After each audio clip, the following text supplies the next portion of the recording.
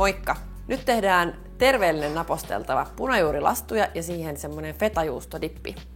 Mä teen yhden pellillisen, niin mä käytän siihen 4 punajuurta. Ja punajuurihan on ihan älyttömän hyvä, kun se on just semmonen niinku makea ja pehmeä.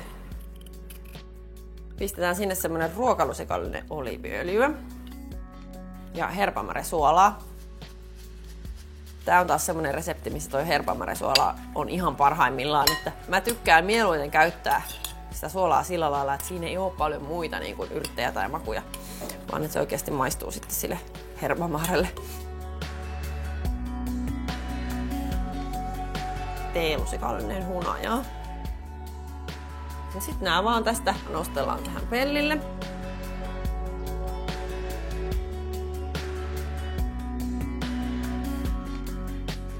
Sitten tehdään noille punajuurilastuille dippi.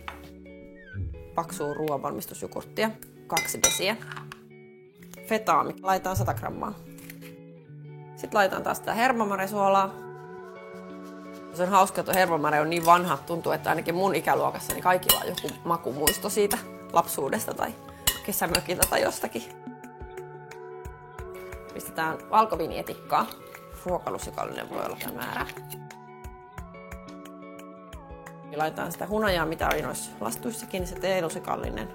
Sitten mulla on timjamia, pistän vaan puoli teelusikallista. Jotta saadaan vähän väriä, niin sitten pilkotaan vielä tuoretta basilikaa sinne sekaan. Aika suolainen, mutta hyvä.